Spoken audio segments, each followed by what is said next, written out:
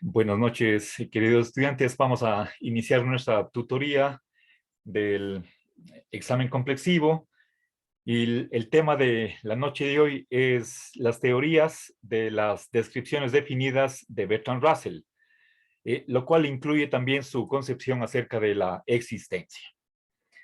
A ver, en primer lugar, recordemos cuál es el significado o la posición que ocupa Bertrand Russell en la historia de la filosofía. El, eh, por una parte, sabemos que Frege es el inventor de la lógica matemática o simbólica, pero utilizó una notación que no es común, no es utilizada casi por nadie, mientras que fue Bertrand Russell quien se ideó otra notación mucho más manejable y versátil, y digamos, solo por ese hecho ya merecería su puesto en la historia de la filosofía. Pero Bertrand Russell creía que la utilización de la lógica es esencial para resolver cualquier problema filosófico en general. Nosotros vamos a exclusivamente a dedicarnos a ver cómo Bertrand Russell utilizó la lógica simbólica para analizar de un modo exacto y preciso el significado de determinadas oraciones. Entonces, lo que voy a hacer es presentar cuáles son los problemas filosóficos de fondo que tienen ciertas oraciones y cómo se las ideó Bertrand Russell para hacer frente a esa tarea. A ver, antes de continuar, tengo que decir que Bertrand Russell llegó a esta posición que voy a exponer en la noche de hoy luego de él mismo haber abrazado una posición que es la de el filósofo alemán, bueno, de habla alemana, Meinung, eh, cuya teoría él abrazó en una determinada etapa de su evolución intelectual. A ver, pero luego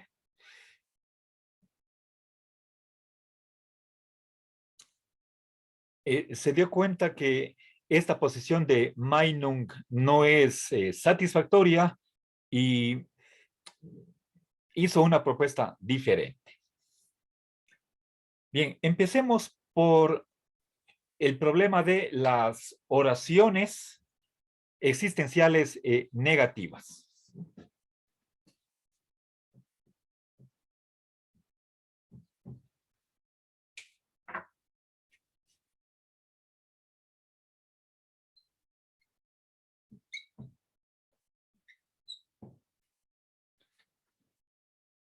Bien. A ver, pongamos un ejemplo como el de Don Quijote no existe.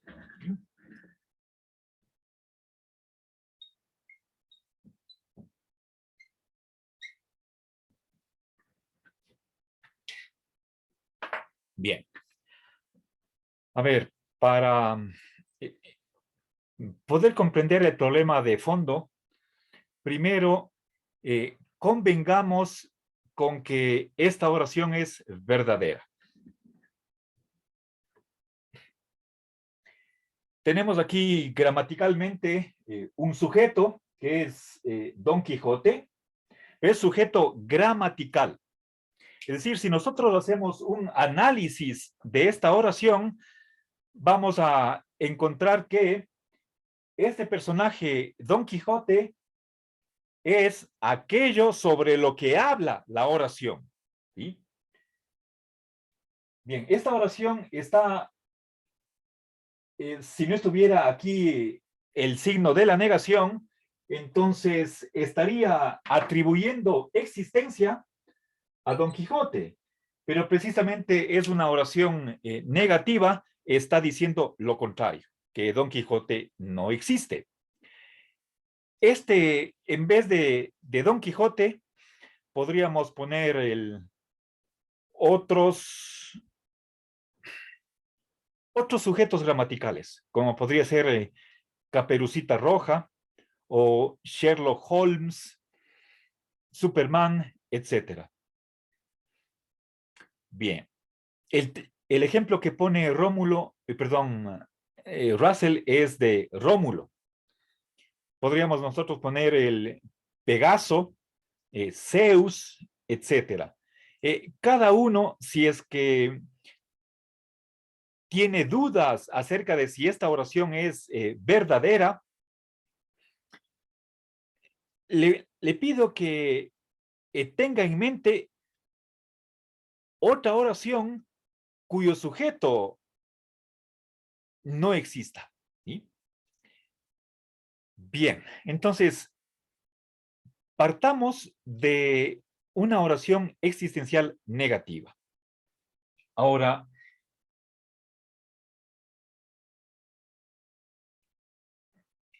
otra de las premisas que manejamos es la de que oraciones de este tipo son significativas. ¿Sí?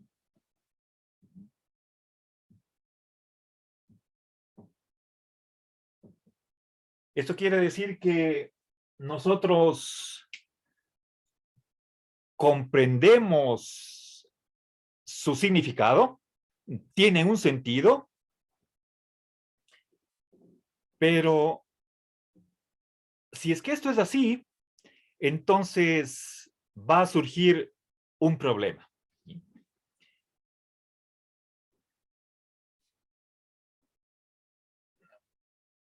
Si es que, a ver, me estoy refiriendo a Don Quijote, que es el personaje principal, el protagonista de una obra que escribió Cervantes. Entonces, por lo tanto, podríamos decir que es un personaje imaginario, un personaje de ficción. ¿Sí?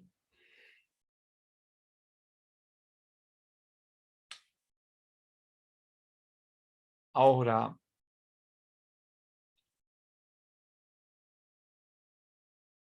si es que Don Quijote fuera un nombre propio, como decir, por ejemplo, Cervantes o Antonio Vivaldi, Leonardo da Vinci, entonces a ese nombre debería corresponder en la realidad un individuo, un objeto particular que sea el significado de ese nombre. Pero precisamente, a ver, voy a poner aquí con rojo. ¿Sí? A ver, digo, si es que Don Quijote fuera un nombre propio y además si tiene significado, si tuviera significado, entonces existiría un ser humano que sea denotado por ese nombre. Pero precisamente la oración nos está diciendo que no existe ningún individuo particular que se llame Don Quijote. Entonces, si es que es así, tendríamos que eliminar este objeto que correspondería a ese supuesto nombre y inmediatamente surge la pregunta. Entonces, si es que Don Quijote no existe, ¿acerca de qué habla la oración? ¿Sí?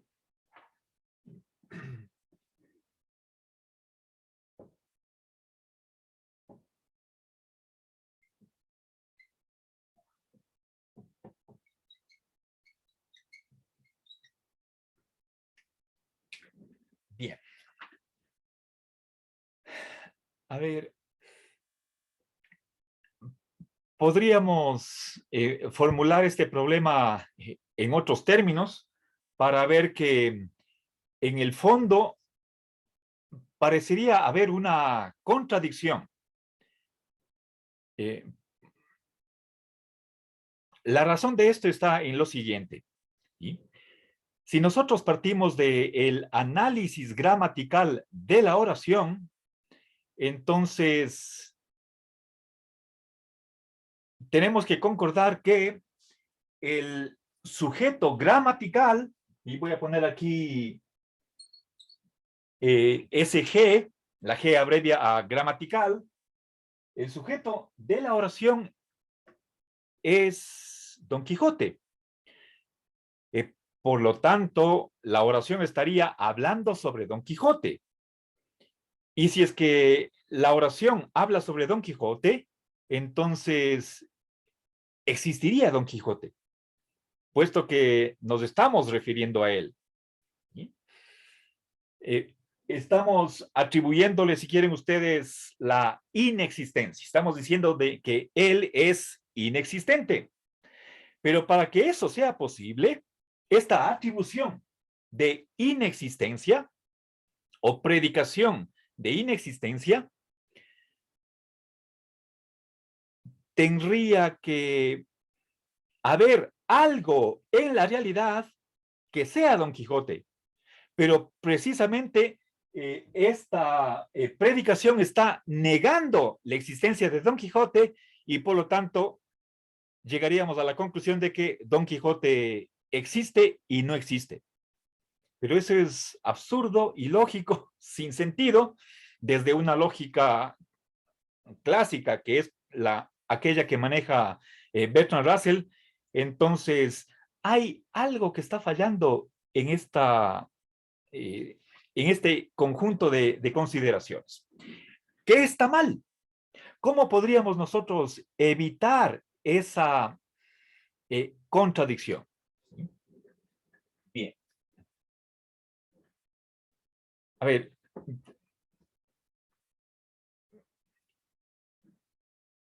obviamente estamos aquí ante, en primer lugar, un problema de ontología, que es la existencia, pero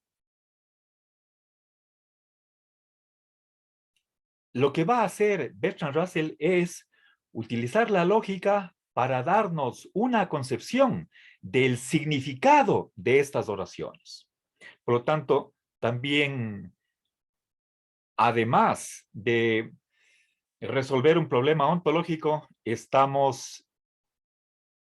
haciendo Russell una propuesta de filosofía del lenguaje. Cómo analizar lógicamente oraciones que son de determinado tipo. Bien. Ahora, para resolver este primer género de oraciones existenciales negativas, Bertrand Russell cree que la existencia no es una propiedad que se adscribe a individuos.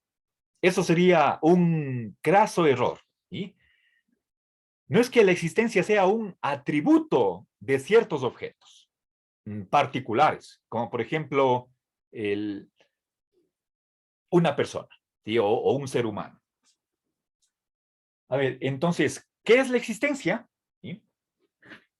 ¿Cómo entender bueno, el problema se genera cuando negamos la existencia de algo, pero generalizando, de aquí va a salir la propuesta que hace Russell es una determinada concepción acerca de qué significa existencia e inexistencia. Bien, para ello utiliza lo que en lógica se conoce con el nombre de una función proposicional, la cual no es ni más ni menos que cualquier expresión en la que aparece por lo menos una variable. ¿Sí? A ver, concretamente, ¿sí? Explico esto. Aplicado a esta oración, a partir de el sujeto gramatical, vamos a elaborar una función proposicional, la siguiente.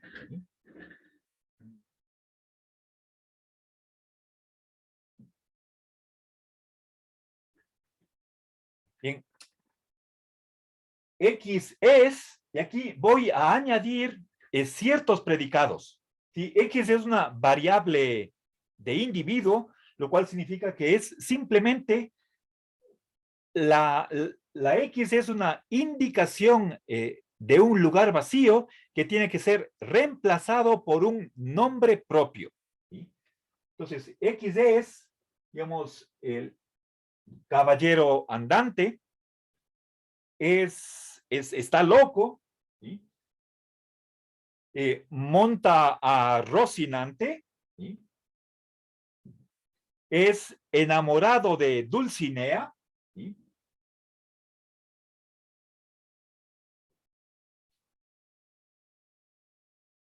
Bueno,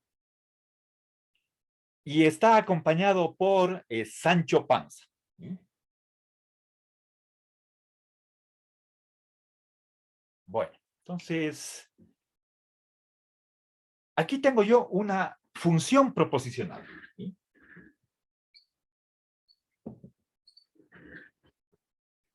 Bien, las letras mayúsculas C, L, M, E, A están simbolizando predicados, ¿sí?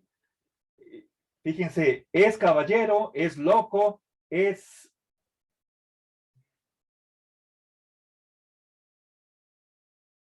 alguien, es jinete o es alguien que monta a Rocinante, es enamorado de Dulcinea y está acompañado por Sancho Panza. Bien, estas no son variables, son constantes de predicado. La única variable que tenemos aquí es X. En vez de X podemos poner nombres propios, como podría ser, por ejemplo, a ver, Handel, Newton, Albert Einstein, Juan Montalvo, Sócrates, etcétera, etcétera. O incluso otros nombres, por ejemplo, de ciudades, de países, de astros, como podemos poner Madrid, Roma, Buenos Aires, o podemos poner el India, Rusia, el Sol, la Vía Láctea, ¿sí? Cualquier nombre propio, ¿sí? La Torre Eiffel, ¿sí? Ahora, lo que queremos hacer es, o lo que Russell quiere hacer es analizar una oración existencial negativa, ¿sí? A partir de el nombre que aparece, perdón, a partir de la expresión que hace de sujeto gramatical, elaboramos una función proposicional y de ella decimos que es imposible. Lo cual quiere decir que al momento de reemplazar esta variable individual por un nombre propio, siempre el resultado, la oración resultante de esa sustitución de la variable por un nombre propio, va a dar una oración falsa. Todas las veces. ¿Sí? Entonces, toda sustitución de X por un nombre propio, a ver.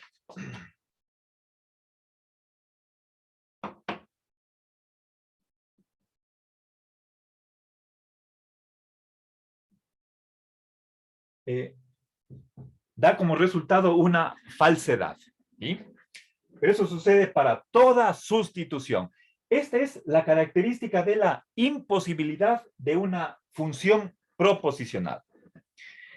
Bien, entonces la inexistencia que tenemos aquí está explicada en términos de, a ver, perdón, aquí era la negación total, ¿sí? Es la daga. La inexistencia se explica por la imposibilidad de una función proposicional. ¿Y qué es una función proposicional? Simplemente una expresión que pertenece al lenguaje. Un determinado tipo de expresión. Por lo tanto, en este caso, la inexistencia es simplemente una propiedad de algo lingüístico. Esa es la propuesta que nos da Bertrand Russell. Llega a una concepción de lo que es la inexistencia y generalizando de lo que es la existencia, que en primer lugar es un problema de la ontología, pero le da una naturaleza lingüística. Entonces, resumiendo, partimos de una oración existencial negativa y para evitar la contradicción, o si quieren ustedes, la paradoja que se seguiría de un determinado análisis de ese tipo de oraciones, propone que si es que esa oración tiene significado, entonces no está haciendo lo que a primera vista o aparentemente hace. No es que esté predicando algo de un sujeto, quiere un sujeto lógico, sino que es una propiedad de una función proposicional. ¿Sí? Y entonces, fíjense, esta es la comprensión lógica de lo que significa esta oración existencial. Bien, por falta de tiempo no puedo detenerme más, no puedo desarrollar otros detalles. Para terminar, simplemente diría que la existencia, esto era, lo que tenemos aquí es el análisis lógico de una oración existencial negativa. Y si queremos saber qué es la existencia, entonces diríamos que la existencia es... A ver.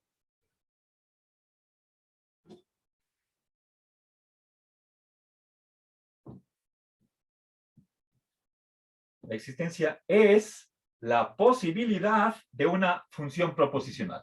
¿Sí? Así como la inexistencia se explica en términos de la imposibilidad de una función proposicional, lo contrario también es verdadero. La existencia, hablando en positivo, se define por la posibilidad de una función proposicional. Bien, ahora pasemos a otro tipo de oración. Veamos.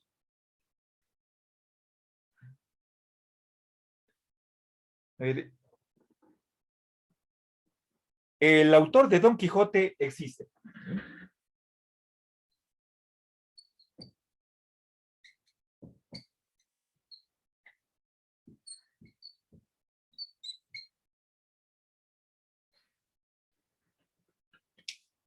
Bien. Vamos, ¿qué tenemos aquí? ¿Sí? Bien, esta es una proposición existencial, pero afirmativa. ¿Sí?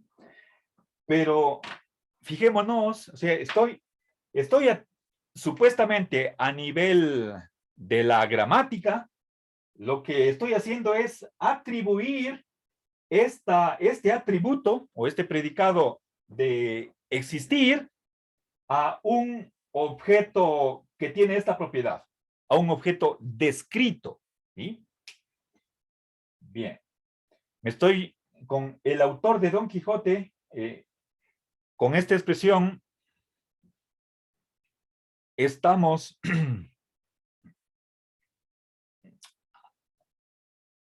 refiriéndonos a Cervantes. Más luego, precisamente, voy a analizar esa oración. El autor de Don Quijote es Cervantes. ¿Sí? Bien, ahora, el sujeto gramatical de esta oración técnicamente se denomina una descripción definida.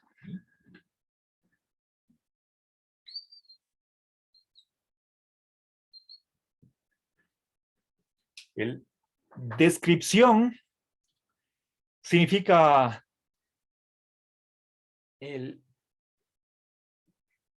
cualificar de alguna manera un objeto. Es decir,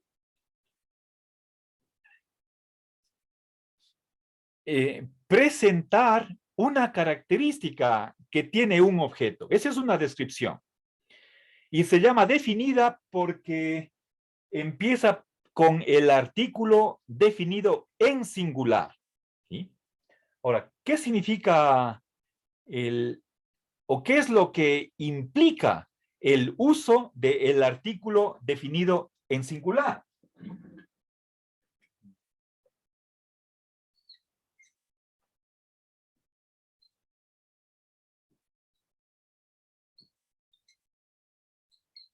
Bueno, aquí tenemos un masculino, pero podría ser la o lo en neutro.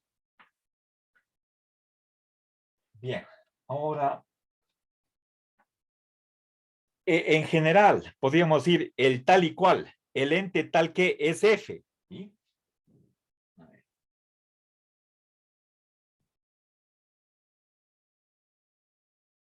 ¿Sí?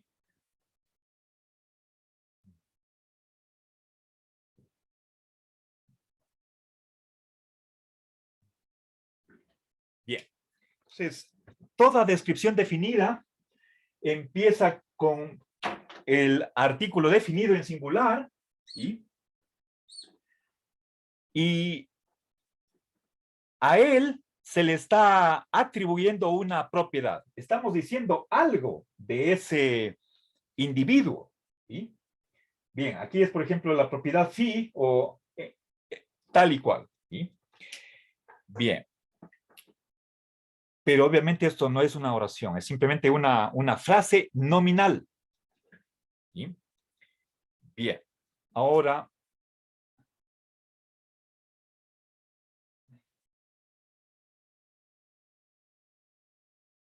bien, es decir, fíjense, tengo aquí que es phi, y esto, ya, que tiene la propiedad phi, estoy atribuyéndole a un determinado ente. Bien. Ahora, las descripciones definidas pueden ser pueden tener una denotación o, o pueden no tenerla. Y en ese caso serían vacuas o vacías. A ver, ejemplos.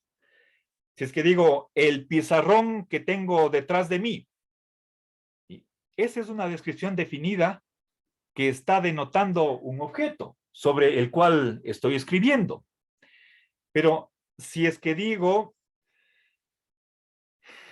el pizarrón negro que está detrás de mí, ¿sí? Esa es una descripción definida, tiene esta forma, pero puesto que el color del pizarrón que tengo a mis espaldas no es negro, esa descripción definida, el pizarrón negro detrás de mí, es vacía, no denota nada. ¿Sí? Bien. En general, Russell nos va a decir que ninguna descripción definida tiene significado por sí misma, independientemente, en aislamiento de otras oraciones. Y eso es lo que Russell llama símbolos incompletos. ¿Sí? Una descripción definida no significa nada por sí misma. ¿Sí?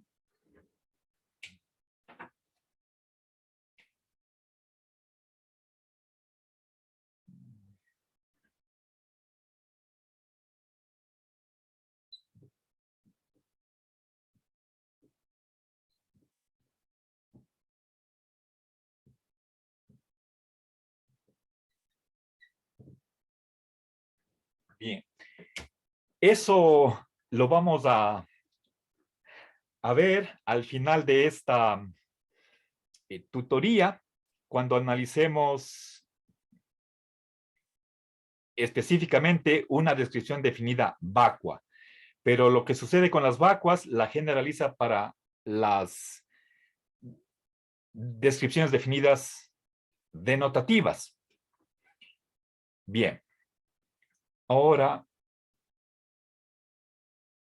pasemos a ver qué es lo que supone, qué es lo que implica el uso del artículo definido en singular. ¿Sí? A ver, en ambos casos, ¿sí?, el uso correcto está dando a entender, está comunicando dos cosas. ¿Sí?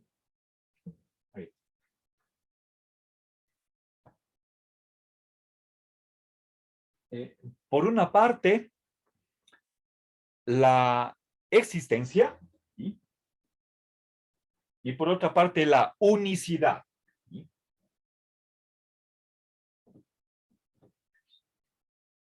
¿Qué significa existencia?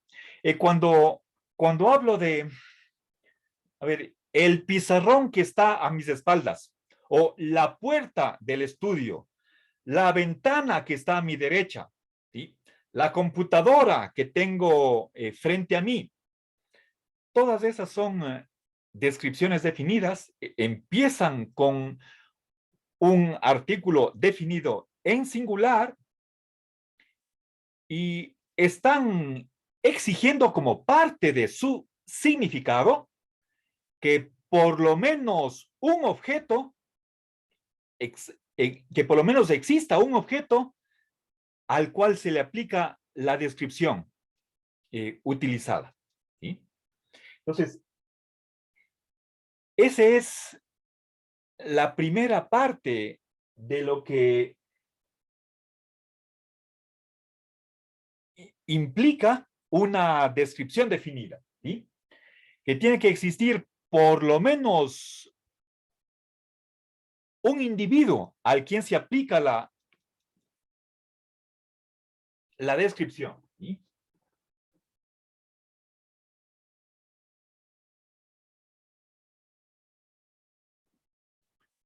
Y por otra parte, el artículo definido en singular entraña o supone unicidad, lo cual quiere decir que no puede haber dos o más objetos que reciban la descripción en cuestión.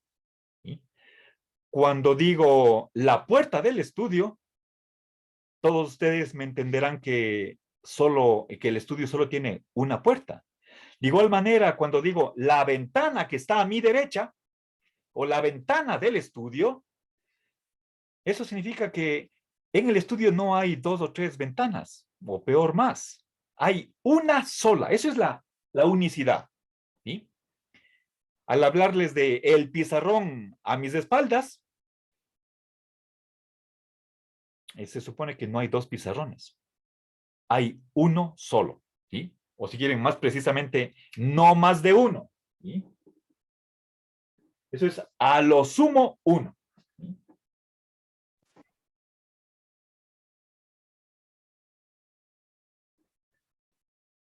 Bien, ahora, si es que nosotros unimos eh, ambos elementos del significado que entraña el artículo definido en singular, entonces vamos a tener que el artículo definido en singular me está diciendo que exactamente un objeto posee la propiedad en cuestión. ¿Sí?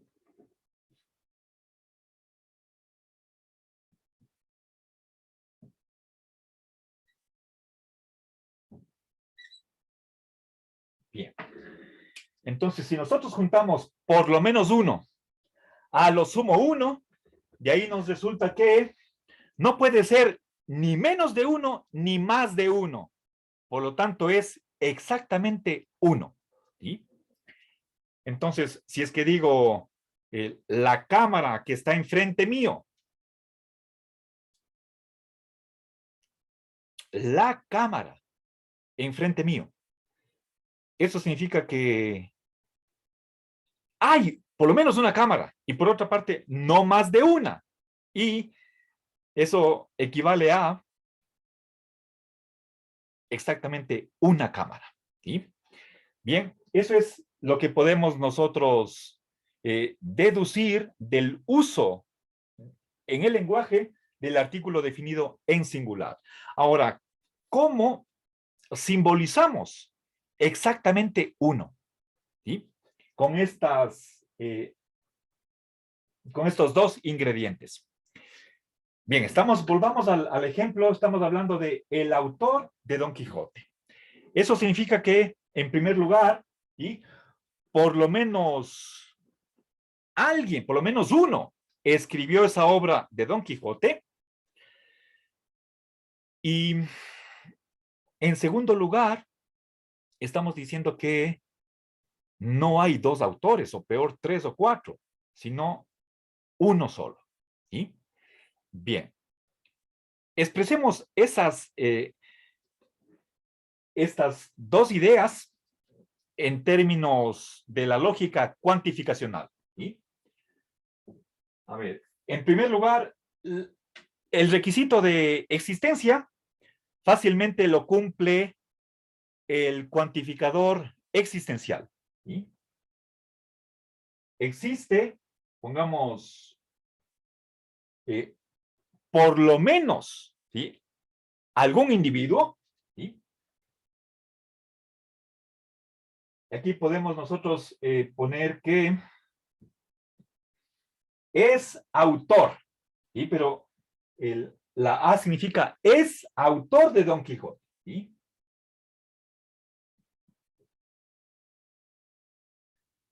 Y para cualquier otra entidad, ¿sí? Que también sea autor, perdón,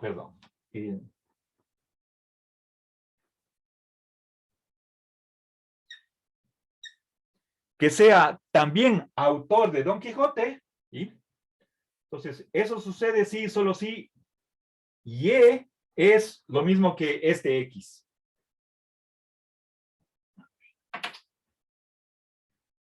Aquí voy a poner corchetes para que esté más clara la notación. Bien, fíjense. A ver, bueno, nosotros podríamos eliminar este primer conjunto y con ello simplificaríamos la simbolización de la descripción definida. ¿Sí? Bien, ahora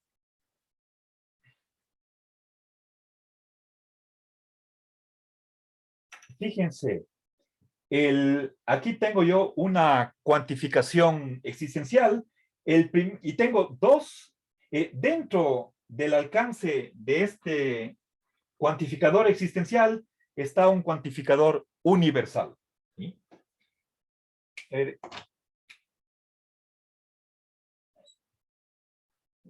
con con este cuantificador existencial estoy expresando la existencia. ¿Sí?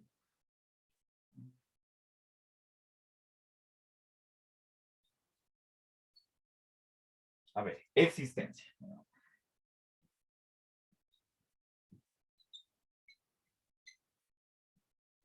Y en cambio, esta segunda parte, y fíjense, esto es una cuantificación universal, y dentro de ella tengo el uso de la identidad. ¿Sí?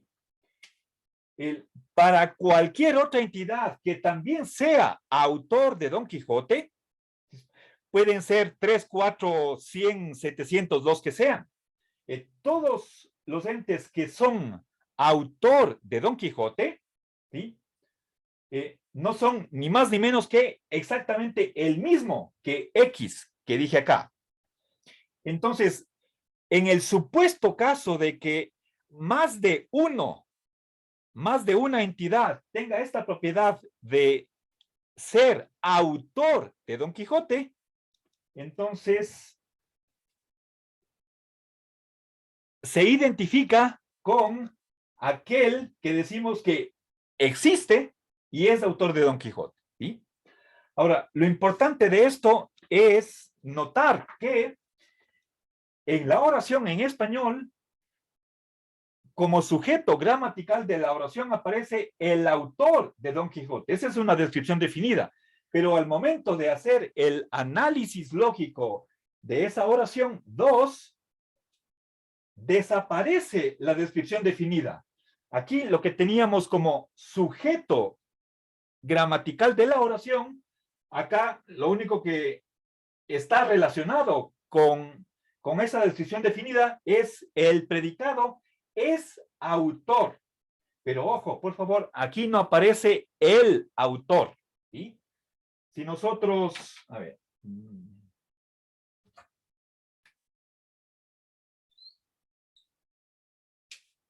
si nosotros pusiéramos aquí es el autor, ¿sí?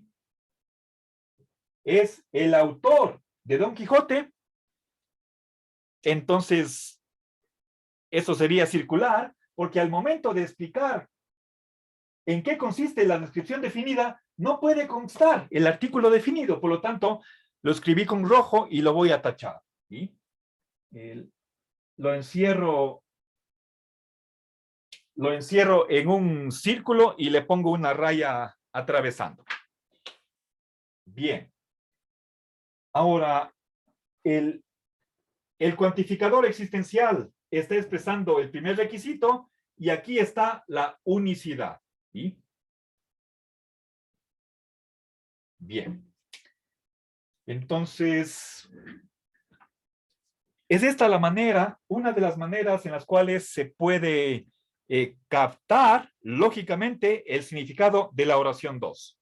Decía que este primer conjunto se podría eliminar y en realidad se expresa lo mismo. ¿Sí?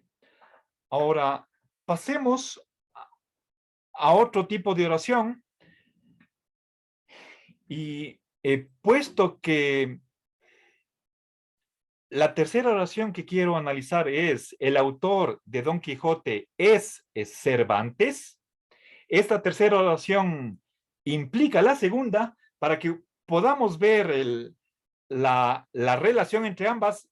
Voy a emplear el estrecho espacio que me queda al final del pizarrón para continuar con la explicación. A ver, el autor.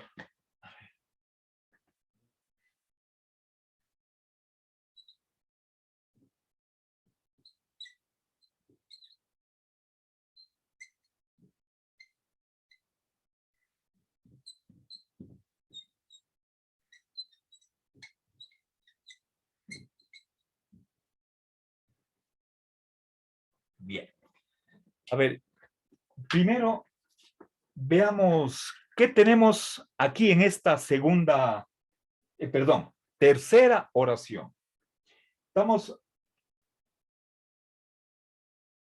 haciendo una o afirmando una identidad. El verbo ser está expresando de es lo mismo que. Y por lo tanto tengo aquí, primera cosa, estoy diciendo que quien escribió el Don Quijote es, o sea, no es ni más ni menos que la misma persona que aquella que se llama Cervantes. ¿Sí? Ahora, a nivel lingüístico, tengo yo una descripción definida, el autor de Don Quijote, y sabemos cómo se simboliza. Mientras, a ver, descripción definida. Y acá tengo un nombre propio. Un nombre propio, como podría ser París o las cataratas del Niágara. ¿Sí? Bien. A ver. ¿Cómo entender esta oración 3?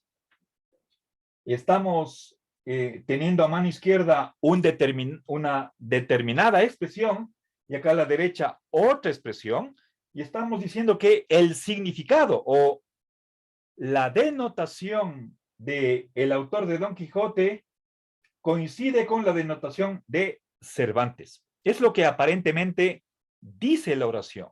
¿Sí? Recuerden, es una identidad, lo que está afirmando la oración 3 es una identidad. ¿Sí? Entre las denotaciones de esta descripción definida y un nombre. Eso aparentemente, a primera vista, es lo que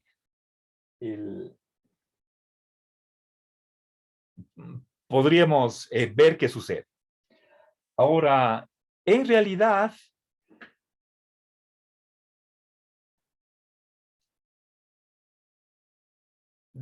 Bertrand Russell nos va a dar varias razones para concluir que una descripción definida no funciona como un nombre. Es decir, habría que matizar lo que dije al comienzo al momento de explicar qué nos está diciendo esta oración. ¿Sí? A ver, por falta de espacio, no voy a poner aquí las razones, dejaremos para luego, pero en primer lugar, a ver, una de las tesis en las cuales insiste Bertrand Russell, por lo menos 4 o 5 veces, me estoy refiriendo a un texto en el cual aparece este análisis y es un ciclo de conferencias bajo el título de La filosofía del atomismo lógico. Lo que estoy exponiendo está en las conferencias 5 y 6. A ver, para Bertrand Russell, una descripción definida no es un nombre.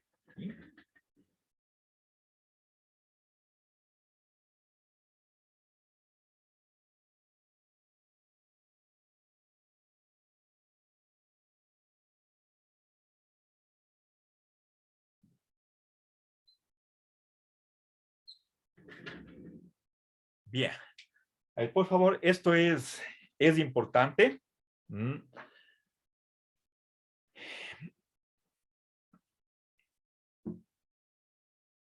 ¿Qué es un nombre propio? ¿Sí?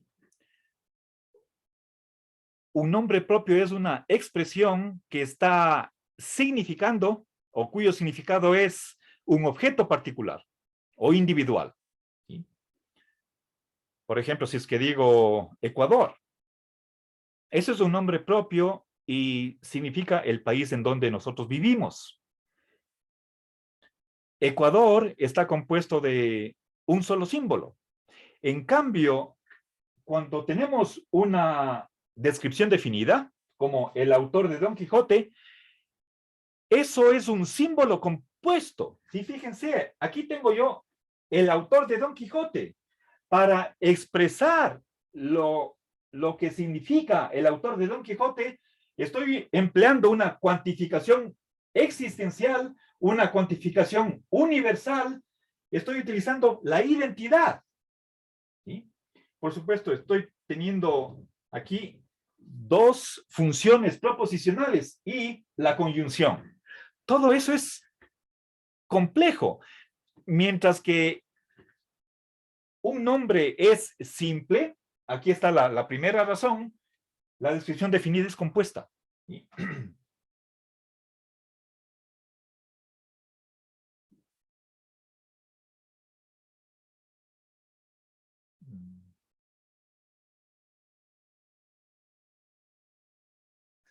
¿Sí?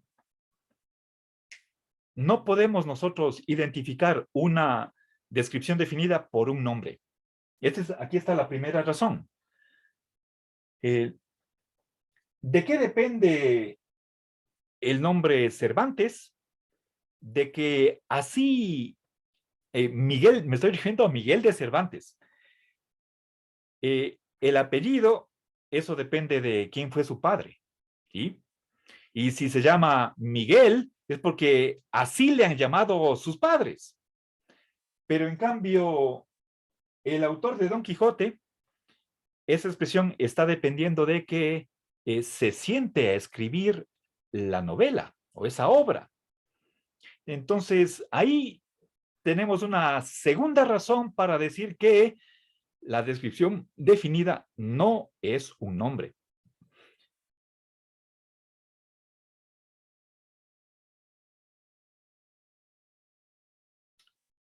Un nombre denota algo, está significando un objeto, ¿sí?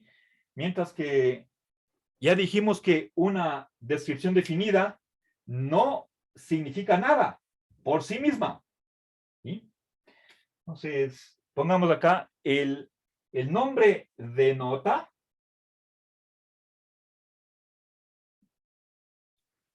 Denota, es decir, o si quieren ustedes, significa algo, mientras que la descripción definida no denota ningún objeto. Ya les he dado ahí tres razones por las que no podemos identificar una descripción definida con un nombre. Ahora, ¿cómo simbolizamos esta oración? ¿Y? A ver, hemos dicho que el autor de Don Quijote se simboliza de esta manera y también les he dicho que esta primera función proposicional puede desaparecer. Entonces, pongamos existe un X tal que, a ver, para todo Y que sea autor de Don Quijote, ¿sí? Eso es así, sí, solo sí, Y es lo mismo que X, y ese X es idéntico a Cervantes. ¿Sí? Ya. Bien.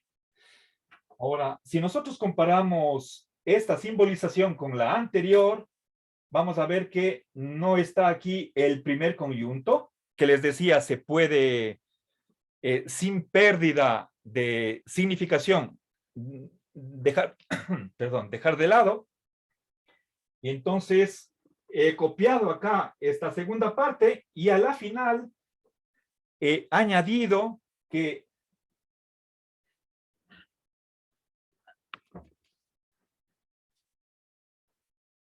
esa entidad con respecto a la cual decimos que existe y que el, si hay otra entidad que sea autor, y para toda entidad que sea autor de Don Quijote, es una y la misma con respecto a esa de la cual digo que está existiendo. ¿Sí?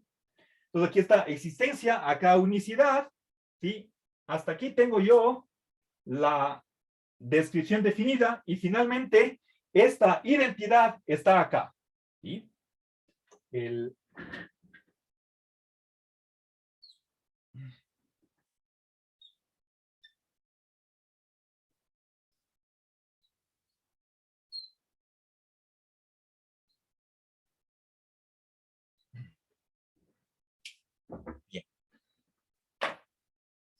Ahora,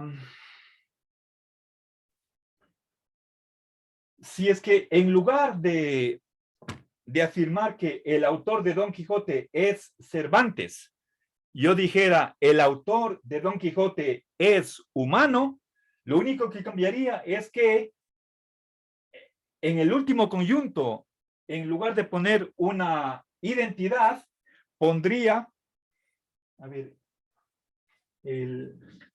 es humano, a ver.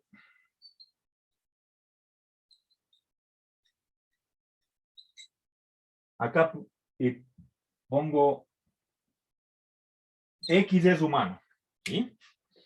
Esto es simplemente una función proposicional que está simbolizando al predicado es humano, ¿sí? Ahora, para terminar brevísimamente la tutoría de hoy noche,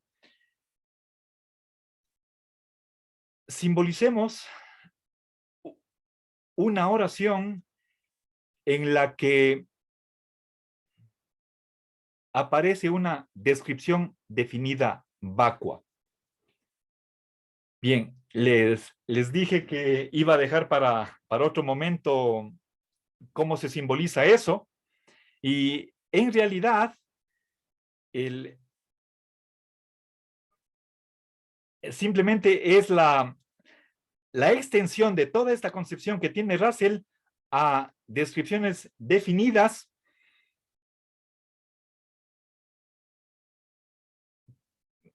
que de un modo quizás más directo no están denotando ningún objeto. Como podría ser, por ejemplo, si es que yo digo, el actual rey de Ecuador es narizón o es calvo. ¿Sí? Simbolicemos, voy a poner acá, y esta era la oración 4, y pongamos acá la 5, y con esto terminamos. A ver, el actual rey del Ecuador, a ver,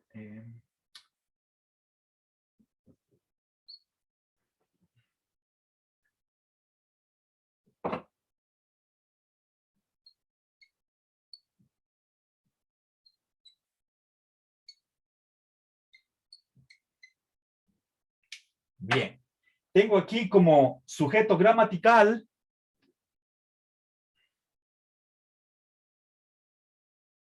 a ver, en vez de calvo, pongamos narigón, ¿sí? O narigudo, ¿sí?